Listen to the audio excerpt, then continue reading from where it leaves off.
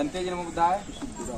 आज हम लोग पहुंचे हैं श्रावस्ती और हमारे बीच में बनते जी हैं जो इस समय हम लोग पहुंचे हैं। कौन सा वृक्ष? बौद्ध वृक्ष, और इसको आनंद बौद्ध वृक्ष जी कहते हैं। हम चाहते हैं कि बनते इसके बारे में प्रकाश डालें। आनंद बोधि कहो या वो बोधि वृक्ष कहो, जी जी इसको ऐसा है कि ये वृक्ष लगाया क्यों गया, जी कहने का मतलब यही तो है। जी जी तो इसके बारे में आप जानकारी किया जाता है। तो भगवान बुद्ध यहाँ पर अनाथ पिंडक जो सेठ था उसका सुदत्त सेठ, जी जी सुदत्त सेठ बहुत बड़ा व्यापारी था, यानी राजा महाराजा से कोई उसके कमी नहीं थी कि कितना धन उसको था। जी जी वो देश और विदेश में हीरा सोना चांदी का बहुत व्यापार करता था। आजकल भुजिया चोर नहीं, जी जी जी जी आजकल तो थोड़ा हमको तुमको खाने में देखा तो शाम को यही दाम लगाएंगे कि इसका हम रात में उठा ले जाते तो बहुत अच्छा रहा है। जी बात ही नहीं। जी जी सर सही। तो वो बहुत बड़ा व्यापारी था, उसका ससुराल राजगीर था। जी जी वो राजगीर में उसका ससुराल था। तथागत भगवान बेड़ूबन राजा बिम्बसार के यहाँ बेड़ूबन बगीचे में ठहरे हुए थे। जैसे ये जेतवन बगीचा है जी जी। इसी तरह उनके पास था। वो वहाँ पर ठहरे हुए थे।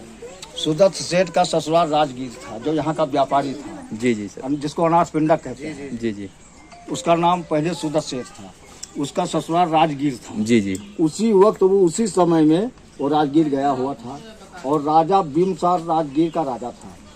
वो भगवान को न्योता दिया कि कल का भोजन दान हमारे यहाँ है, जी जी आप लोग। तो भगवान ने कहा कि देखिए हम अकेले नहीं, जैसे आप 10-20 लोग हो, हाँ जी हमारे साथ 5000 बौद्ध भिक्षु हो।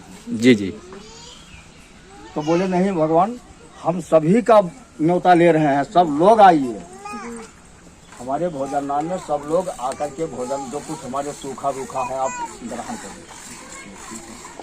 जब दूसरे दिन हुआ तो बहुत भिक्षु के साथ भगवान अपना वहाँ पर गए और उसी वक्त सुदत्त सेठ जो यहाँ का व्यापारी था, जिसका राजगीर में ससुराल था, उन्हीं के यहाँ, तो वो उसी वक्त पहुँच गया था। तो सब तमाशा उनका देखा कि क्या हो रहा है क्या नहीं हो रहा है। तो राजा बिम्बसार ने भगवान भिक्षु संघ को भोजन करवाया और जिसमें साथ उनके उपासक उपासिका थे सभी लोग खाना पानी खा करके और उनको दान दक्षिणा दे करके विदा किया। वो अपने बेड़ूबन को चले गए और सुदत्त सेठ के दिमाग में ये नहीं आया कि इतना वो लोग हैं, इसमें कौन सा मतलब बौद्ध भिक्षु भगवान तथागत हैं, उनके समझ में नहीं आया। तो रात का समय जब हुआ तो उनके उलझन पड़ी रह गई। रात में जब उन्होंने लगभग वही, जब सुबह हम लोग जब देहात के लोग शहर के लोग निकलते हैं घूमने टहलने के लिए, तो मेन गेट से नहीं पीछे वाले गेट से जा कर के बोले, तेरे भाई आप लोग तो हमको जानते ही हैं और गेट खोलो चला, हम कहीं घूम टहल ले। तो घूमने भाई सभी जानते हैं कि राजा बिम्बसार के ये बहनोई हैं। जी जी जी तो सभी लोगों ने उनको खोल दिया गेट और वो अंदर प्रवेश हो गए। अंदर प्रवेश होकर के और चलते चलते जा कर के बेड़ूबन में पहुंच गए। रात निहारी थी। कुछ समय के बाद में उन्होंने जा कर के भगवान के पास पहुँचे। तो मतलब रात ही था कुछ, जी जी थोड़ा बहुत वही 4-5 बजे के। तो उन्होंने एक वृक्ष के नीचे भगवान अपना ध्यान करके अपना भगवान ध्यान में बैठे हुए थे और ये उसी पेड़ के ओर से जा कर के खड़े हुए चुप करके कि भगवान हमको देखा नहीं है। और भगवान तो उनकी वायु गति थी, उनको क्या नहीं मालूम था। जी जी तो तब तक उनको ये हुआ शब्द कान में कि आपकी परीक्षा लेने के लिए श्रावस्ती से सुदत्त सेठ आया है, तो आप परिचय दीजिए। तब तक उनका आंख खुला और बोले, अरे श्रावस्ती के तुम महान सेठ सुदत्त, तुम पीछे क्यों खड़े हो? अरे सामने आओ तो श्रावस्ती के विषय में हमारा तुम्हारा कुछ हाल चाल हो। अब ये सोचा गए, भाई अनजान आदमी, हम आपको नहीं पहचानते कि बाबूजी कहाँ से आए हैं, क्या नाम है क्या नहीं है, हमको क्या मालूम। जी जी तो उन्होंने प्रणाम किया और बोले, भगवान हमसे बहुत भूल हुई। बोले कुछ नहीं। अरे सुदत्त, तुम तो श्रावस्ती के बहुत महान सेठ हो, तुम्हारे अनेकों कारखाना चल रहे हैं, अनेकों नौकर चाकर काम कर रहे, रोजी रोटी चल रही है। जी जी जैसे आसमान से बूंद बूंद पानी गिरता है और पानी गिरने से घड़ा भर जाता है, नदी नाला सब उबाल देता है, उबाल फेंक देते हैं। कहा यही भगवान है, अब तो हमारे समझ में ही आया है। कहा तो भगवान वो बातचीत होने के बाद में कहा भगवान मैं आपको न्योता दे रहा हूँ जी हमारे श्रावस्ती में आइए। जी जी मैंने कहा ठीक है।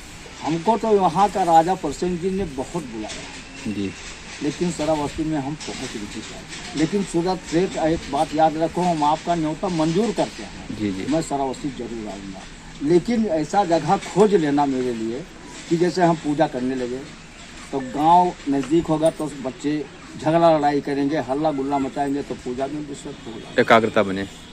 और मार्केट बहुत दूरी ना हो, गांव ज़्यादा नज़दीक हो, मार्केट ज़्यादा दूर ना हो।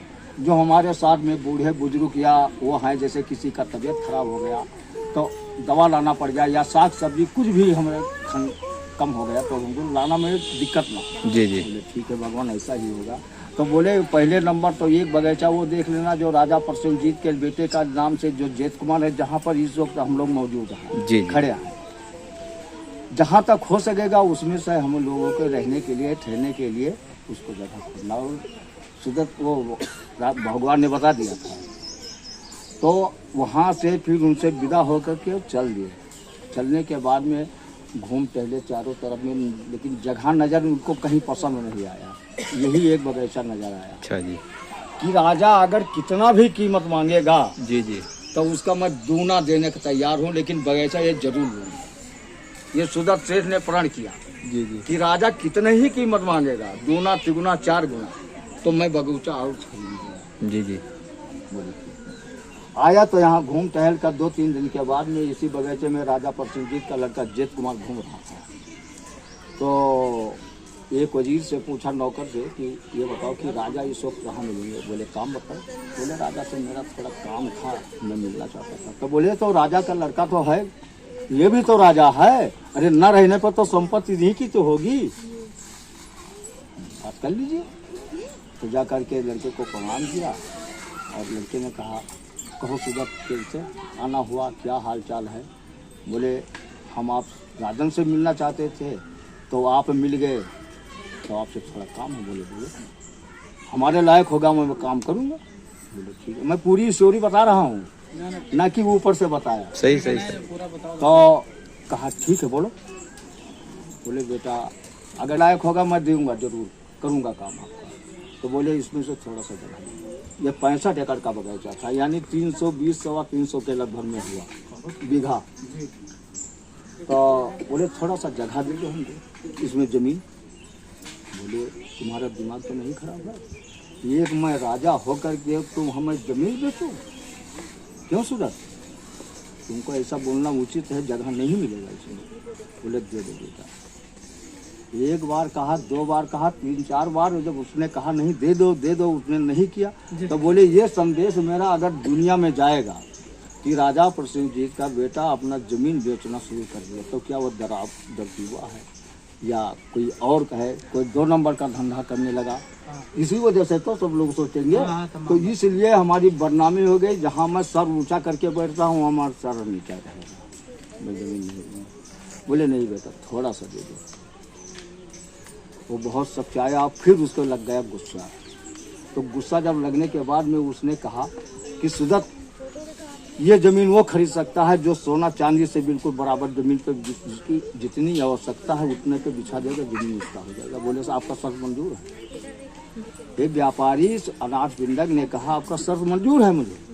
बोले ठीक है। वो तो गुस्सा से चला गया कि ये व्यापारी होकर के हमारा ज़मीन खरीदेगा, नहीं खरीद पाएगा। उसने कहा ठीक है आपका शर्त मंजूर है। तो चला गया अपने मकान। और सुदत सेठ ने नौकर चाकर जितने हित अनहित जितने अड़ोस पड़ोस के सब एक बैग लगा दिया।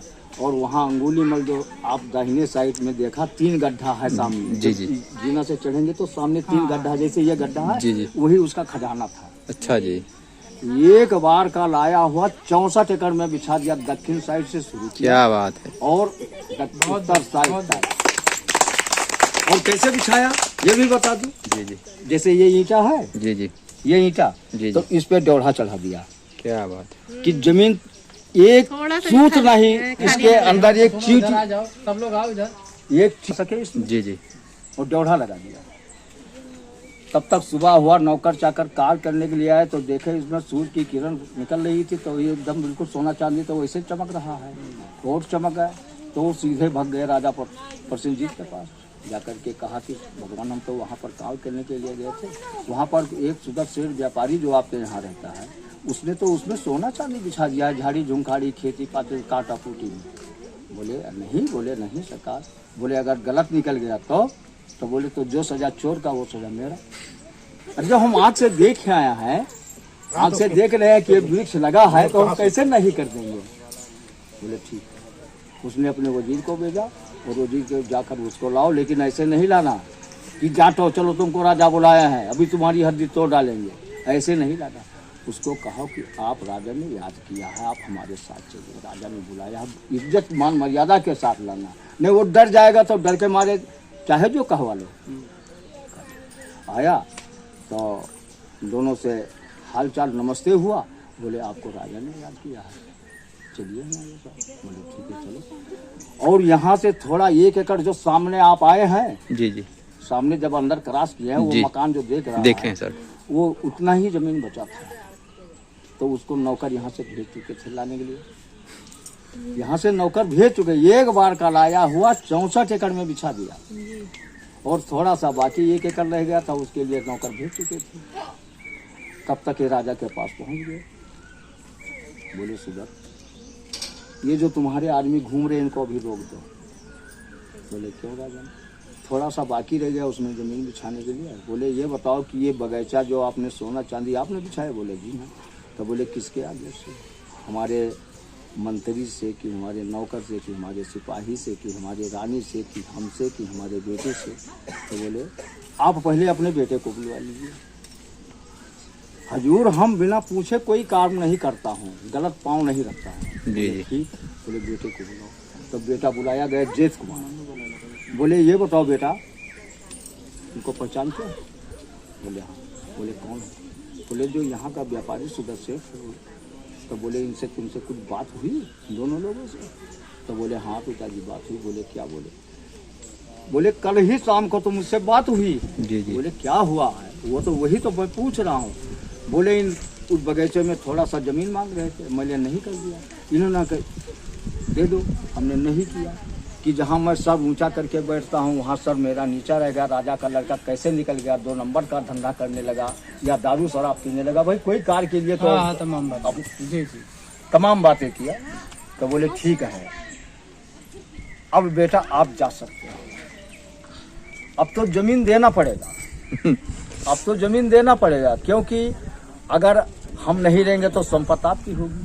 तो आपने जुबान से हार गया, आपने शर्त किया, उसने अपना रकम चुकाया। तो बोले राजन अब मुझे माफ करिए, अपना पैसा उठा लीजिए, हम उसमें कोई और कार्य करेंगे। तो बोले सुदर्शन ये बताओ, तुम बहुत चालाक हो, ये करोगे क्या?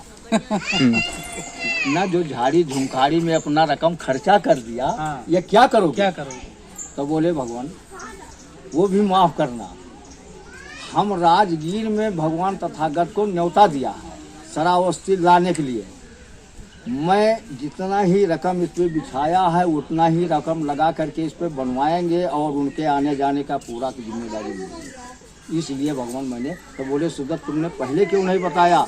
अगर पहले बताया हो तो मैं जेतवन आपको वैसे दे देता। तब बोले भगवान मुझको क्या फायदा होता, हम जो जिस पुण्य काम के लिए हमने खरीदा है हमारा क्या योगदान, उनको दान दूंगा। तो बोले सुदर्शन अब अपने आदमी को वापस कर दो।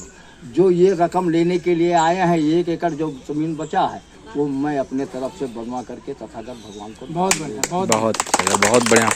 तो उसने तो गया और इन्होंने अपना कार्य किया। ये 40 दिन के अंदर, मैंने किताब तो नहीं देखा लेकिन कहानी ऐतिहासिक में सुना जी कि 40 दिन के अंदर में तथागत भगवान को सुदर्शन सेठ ने बनवा करके दान दिया। और शेष जो वो बचा सामने वाला पहला नंबर जो दान नहीं दिया था जी, वो राजा प्रसेनजीत ने 7 मंजिल का बनवाया जी, 2 ईंट का नीचे और 5 चंदन के लकड़ी का 7 मंजिल का उसने बनवा करके।